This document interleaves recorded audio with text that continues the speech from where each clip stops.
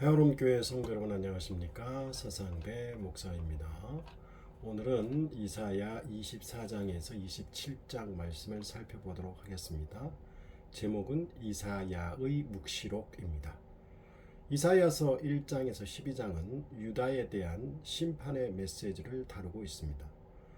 13장에서 23장은 유다 주변의 여러 나라들에 대한 즉 열방에 대한 심판의 메시지를 다루고 있습니다.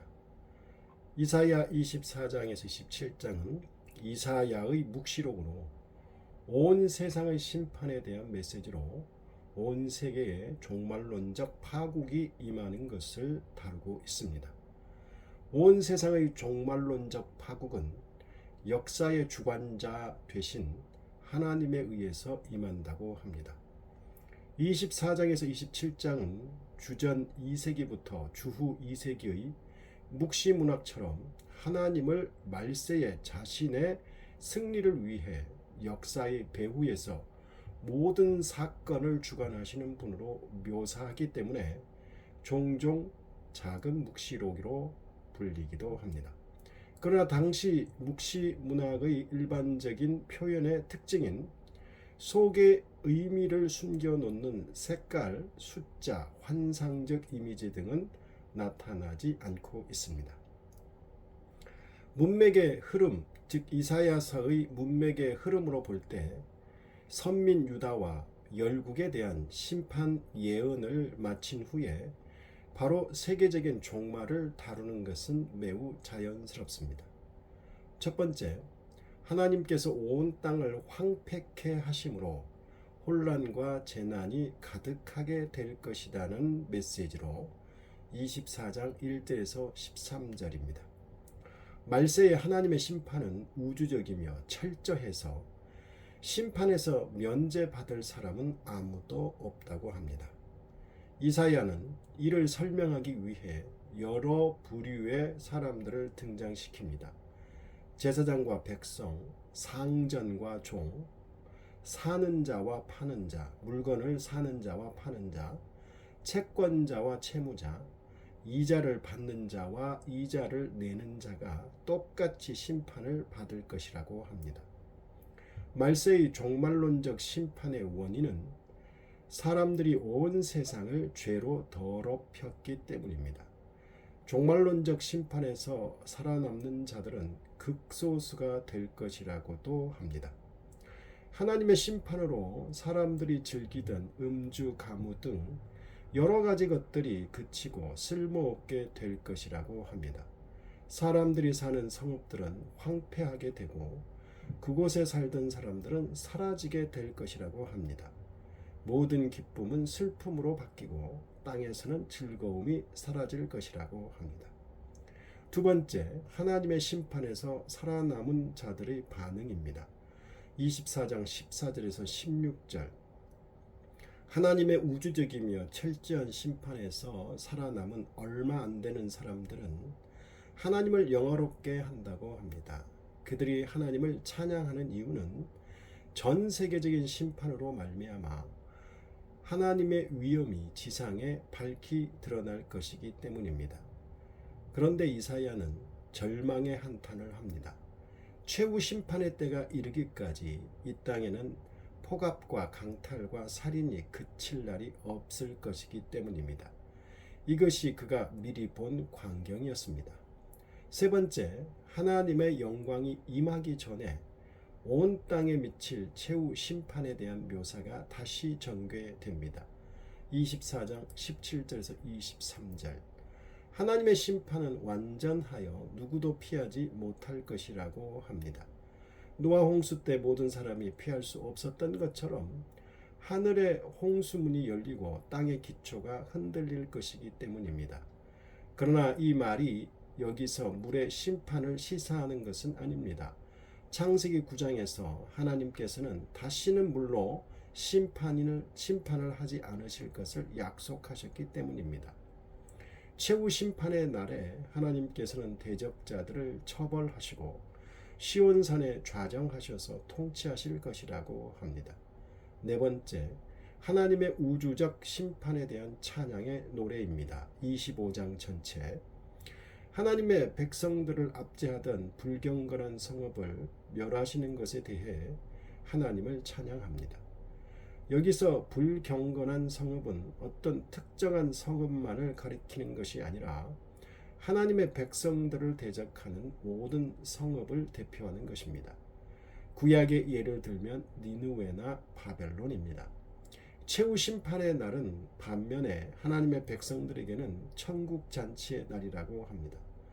그날에 하나님은 자신의 백성들에게 풍성한 잔치를 베풀며 그때 하나님과 사람을 가로막던 모든 장애가 사라지고 사람들은 마치 얼굴로 대면하여 보는 것처럼 주님의 영광을 볼 수 있게 될 것입니다. 심지어 인생을 지배하던 최후의 적인 죽음을 영원히 멸할 것이라고 합니다. 죽음이 제거되면 그로부터 연유하는 눈물도 슬픔도 없게 될 것입니다. 그리고 모든 수치는 녹는 눈처럼 사라질 것입니다. 하나님은 하나님을 오래전부터 기다리다가 최후 심판으로 이제야 그 구원을 맛본 주의 백성들이 구원을 기뻐하며 노래할 것이라고 합니다. 그리고 하나님의 백성들의 전형적인 원수인 모압이 초계같이 밟힐 것이라고 합니다. 모압의 심판의 원인은 교만이라고 합니다. 다섯 번째, 구속받은 남은 자들이 하나님의 구원에 대해 감사 찬양을 합니다. 26장 전체. 최후 심판의 날에 하나님께서 자기 백성을 위해 행하신 일에 대해 그의 백성들이 다음과 같이 하나님께 영광을 돌리는 찬양의 노래를 부를 것이라고 합니다. 구속받은 남은 자들이 난공불락의 성 예루살렘으로 말미암아 하나님을 찬양할 것이라고 합니다. 모압으로 전형화된 하나님의 백성의 원수가 몰락하는 날에 새로운 도성이 창건될 것인데 여기서는 그 도성의 강함의 원천이 제시되고 있습니다. 그것은 그 백성과 함께 하시는 하나님의 구원의 능력입니다. 돌과 흙으로 빚은 성벽과 바깥벽만으로는 외적의 침입으로부터 백성을 보호하지 못합니다. 오직 하나님의 구원이 함께 할 때라야 그 도성은 난공불락이 됩니다. 그러나 아직은 그런 즐거움의 때가 도래하지 않았고 재난이 지난 후에야 있으리라고도 합니다. 여섯 번째, 최후의 심판의 때에 이 세상 나라의 몰락과 시온의 번영이 이루어질 것을 말하고 있습니다. 27장 전체. 최후 심판의 날에 하나님께서 크고 무겁고 날카로운 칼로 원수의 세력을 꺾을 것이라고 합니다. 하나님의 원수가 된 세력으로 언급된 수는 셋입니다. 날렘 뱀 리워 야단, 꼬불꼬불한 뱀 리워 야단, 바다에 있는 용입니다. 그것들이 구체적으로 무엇을 가리키는가에 대해서는 다양한 견해가 있습니다. 그러나 이 세 가지 대상들을 아수르, 바벨론, 애굽 등 특정한 세 나라와 연계시키는 문제는 부차적인 것입니다.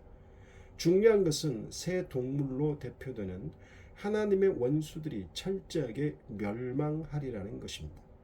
심판의 그날에 창조 질서를 어지럽히는 혼돈의 세력들은 크고 무겁고 날카로운 칼에 삼키움을 당하고 하나님의 주권만이 온 우주에 높이 세워질 것입니다.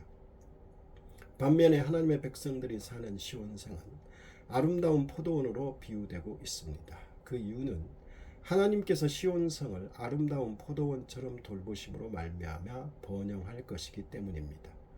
물론 주의 백성들이 범죄했을 때 하나님께서는 그들을 잠시 동안 적당하게 견책하셨다고 합니다. 그리고 그 결과는 가장 복된 결과를 가져왔습니다. 곧 주의 백성들에게서 우상을 섬기는 일이 없어지게 된다는 것입니다. 반면에 하나님의 백성을 압제하던 나라는 마른 가지가 꺾여서 땔감이 되듯이 최종적으로 그리고 전적으로 하나님에 의해 멸망당하게 될 것이라고 합니다. 마지막으로 그날에 하나님께서는 세상 곳곳에 그의 흩어진 백성들을 불러 모으실 것이라고 합니다. 그렇게 모인 주의 백성들이 예루살렘 성산에서 하나님께 예배할 것이라고 합니다. 우리는 지금까지 이사야서 24장에서 27장으로 된 이사야의 작은 묵시록을 살펴보았습니다. 마치 요한계시록을 요약해 놓은 것 같습니다. 창조주 하나님께서 세상을 창조하시고 내버려 두시는 것이 아니라 모든 역사를 주관하시고 최후의 종말론적 심판을 하신다는 사실을 다시 한번 확인하였습니다. 그러므로 이러한 성경적 역사관을 분명히 알고 흔들리지 않는 믿음으로 살아가기를 바랍니다. 28장은 다시 화 있을진저 에브라임의 술 취한 자들이여 라며 다시 북이스라엘과 남유다로 돌아갑니다. 이사야 28장에서 33장에서 북이스라엘과 유다의 거만함을 지적하면서 6번의 화를 선포합니다. 기도하겠습니다. 하나님 아버지, 이 세상에 마지막 최후 심판의 날이 있음을 성경은 이사야서 묵시록에서 또 요한계시록에서 분명히 하고 있습니다. 역사가 최후 심판을 향해 가고 있음을 알게 하시고 마지막 심판의 때는 하나님께서 심판하심을 믿고 역사가 그저 그렇게 자연적으로 흘러가는 것이 아니라 창조주 되시는 하나님이 모든 역사를 주관하시는 것을 믿게 하여 주옵소서. 주 예수 그리스도의 피를 믿음으로 말미암아 우리가 최후 심판의 날에 구원을 얻는다는 사실 또한 확고히 믿고 살게 하옵시고 믿음으로 살게 하옵소서. 예수님 이름으로 기도드립니다. 아멘.